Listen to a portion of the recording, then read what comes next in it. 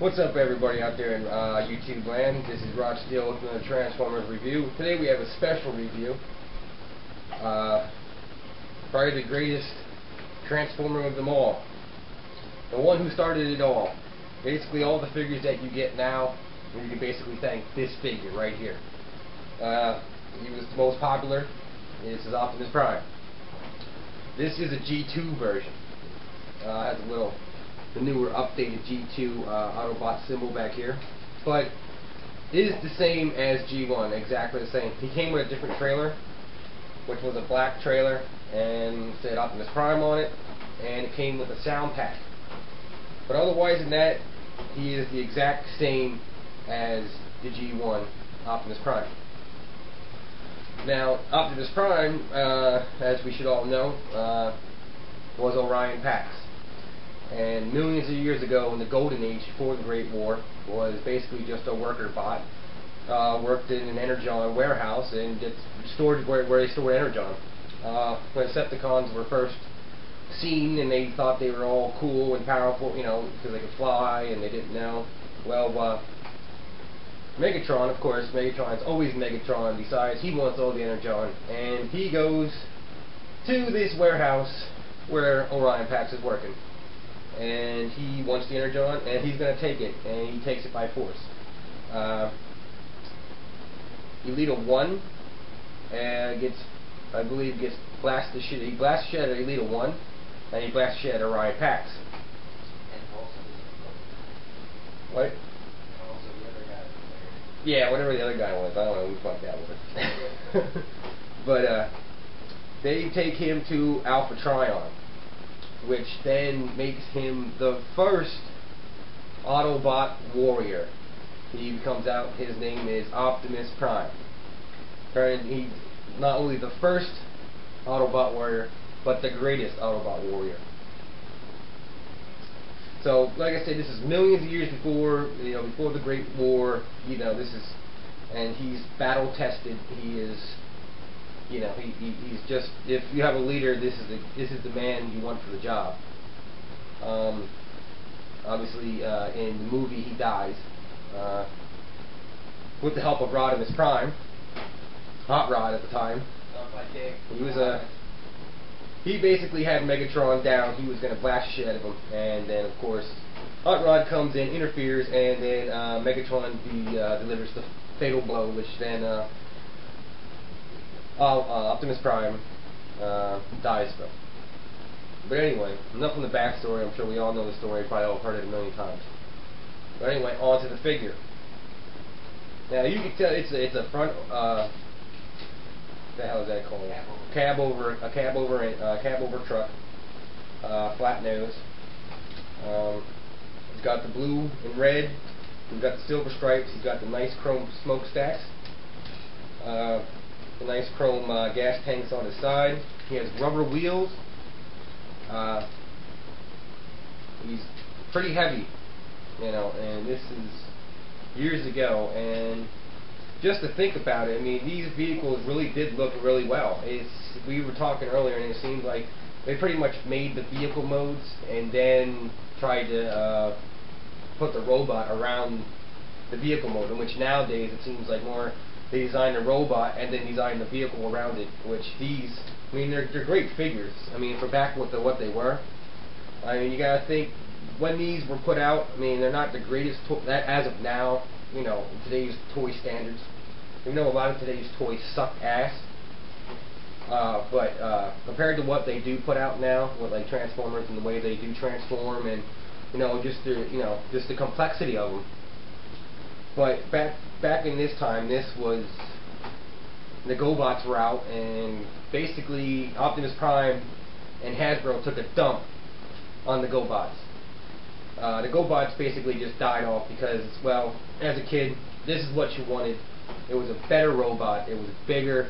It was just killer. But I mean, they roll good.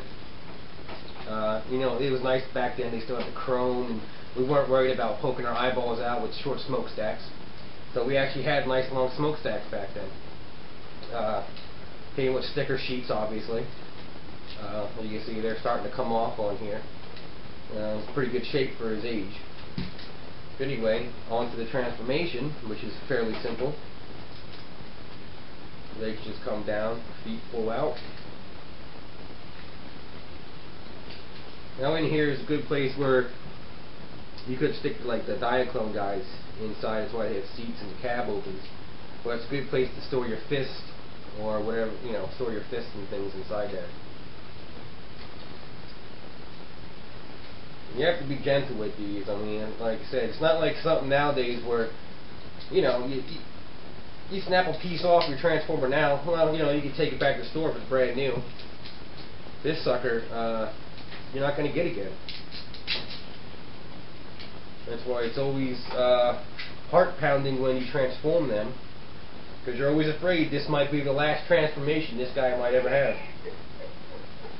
I mean, he's not what he used to be. This guy was actually picked up at a flea market for $5. That was back in the day now. You're not going to go find deals like that anymore. But you know, his arms are a little loose, you know. But that's from a lot of wear and tear and a lot of playing, because as kids we played a lot with our toys. We played with them. We didn't just collect them and put them on shelves. Well, because, like I said, this was fucking the coolest shit in the world. So this went with you everywhere. But it's just, you know, I mean, if you're looking for, I mean, if you're collecting Transformers, obviously this is something that you're going to want to have in your collection. Just because, like I said, this is the foundation for all the Transformer figures that we have out now. This is what started it all. The Transformer mania, the Transformer toys, and they've lasted for decades. And this guy is the reason for it.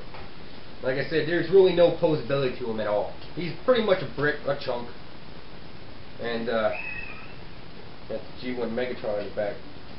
But I mean, you can't pose him. You know, you can't pose him. I mean, what are you gonna pose him like? You know, they weren't designed for any of that. You know, so I mean, by our standards today, this would be a really shitty toy.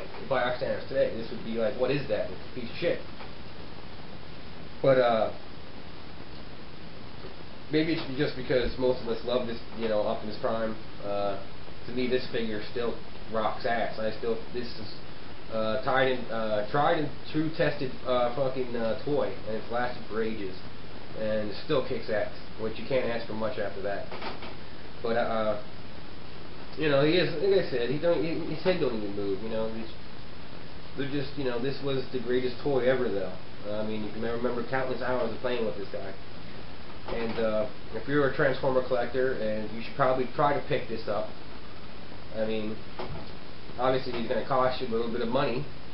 I mean, you can pick the G2 one up a lot cheaper than you can pick up the G1. And the G2 is exactly the same as G1. And nobody's going to know the difference besides the new symbol on the back here, the updated symbol, and he has a black trailer. But otherwise than that, I mean, if you want, you can pick up a G1 trailer for fairly cheap, and pick up a G2 Optimus Prime and hook the trailer on there. And like I said, nobody's ever going to know the difference between this guy and the G1. But as I said, you definitely have to have this guy in your collection. There's no ifs and buts about it.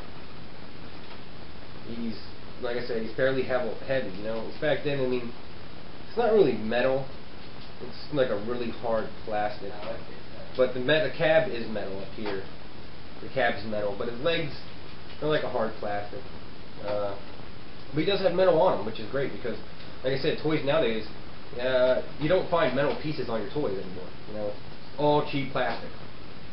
But this is Rod Steele with a YouTube review with this motherfucker, this badass motherfucker, G2 Optimus Prime.